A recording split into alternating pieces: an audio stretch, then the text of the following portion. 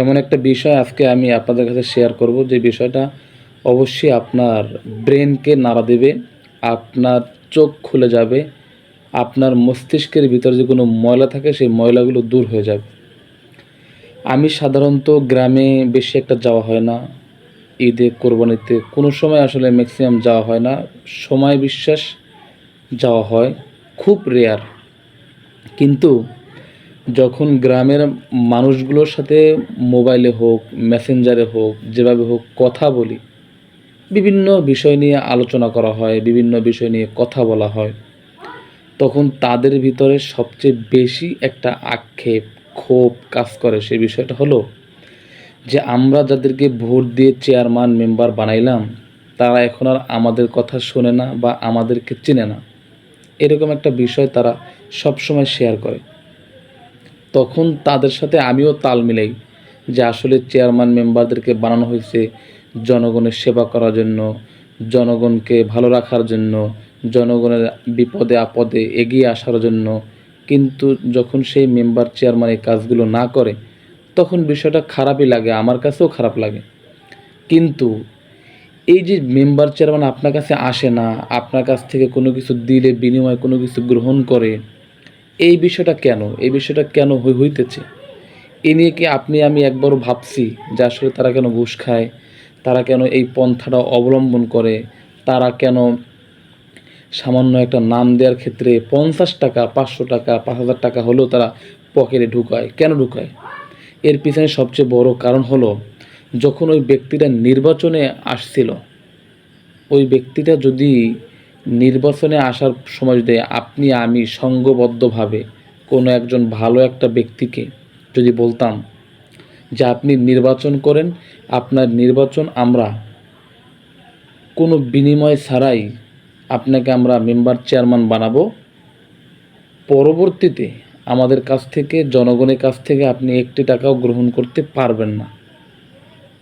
তখন ওই লোকটা যদি নির্বাচনের সর্বোচ্চ গেলে সর্বোচ্চ খরচ যদি সে ৫০,০০০ টাকা খরচ করত, তাহলে ৫ বছরে যে সরকার থেকে যে সে বেতনটা পাইতো এবং আরও আনুষঙ্গিক যে ভাতাগুলো পাইতো, তাতে করে তার এই ৫০,০০০ টাকার অনেক বেশি তার ফায়দা হতো। তখন যদি সে ভালো মানুষ হতো, তার ভিতরে যদি আকল থাকতো, বুদ্ধি থাকতো, তাহলে সে অবশ্যই আপনার কাছ থেকে কোনোরূপ টাকা পয়সা গ্রহণ করতো না। কিন্তু একটা সামান্য মেম্বার যদি মেম্বার হইতে গেলে তার ৭ লাখ, ৮ লাখ, ১০ লাখ টাকা পর্যন্ত আপনাদের পেছনে ব্যয় করতে হয়, তাহলে সে কেন পরবর্তীতে আপনার কাছ থেকে ৫ টাকা হলেও নিবে না? কারণ তার তো মাথায় একটা চিন্তা থাকে যে এই ৫ বছরের ভিতরে কমপক্ষে তার এই ব্যাকআপগুলো তাকে দিতে হবে। যদি সেই ব্যাকআপগুলো দিতে না পারে, তাহলে এই টাকাটা কি সে তার গাঁও থেকে দিবে? কোনো দিনও না।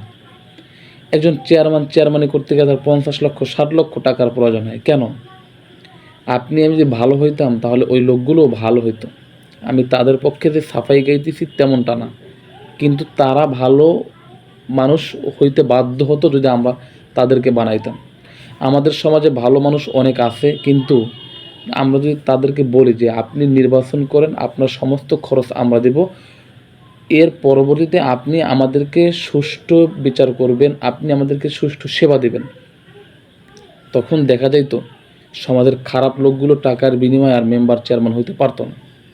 তখন একটা ভালো মানুষ মেম্বার, চেয়ারম্যান হইলে তখন ওই সমাজের উন্নয়ন আস্তে আস্তে করে এমনিতেই হতো এবং ওই সমাজটাও ভালো হতো। কিন্তু আমরা কি করি? আমরা সম্পূর্ণ ভিন্ন পথে হাঁটি এবং নির্বাচনের সময় যদি আপনি ৫ টাকা পান, সেই ৫ টাকা আপনার পকেটে ঢুকান। নির্বাচনের পরে সেম মেম্বার, চেয়ারম্যানরা সেম কাজটাই করে।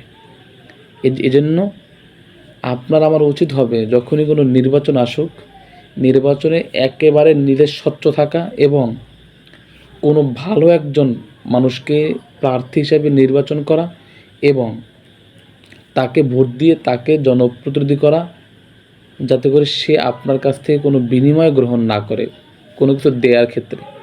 এজন্য ভাই, আমি আপনি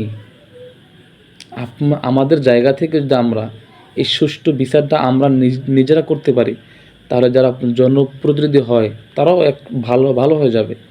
কারণ আমাদের সমাজে ভালো মানুষ আছে, আমরা সবাই যদি মনে করি এই লোকটাকে আমরা নির্বাচিত করব, তাহলে আমরা তার কাছ থেকে কোনো টাকা গ্রহণ করব না, বরঞ্চ নিজের পকেটের টাকা যদি খরচ করে হলো তাকে চেয়ারম্যান মেম্বার বানাবো। সেক্ষেত্রে দেখা যাবে যে ওই লোকটা পরবর্তীতে কোনো বিনিময় আমাদের কাছ থেকে গ্রহণ করবে না।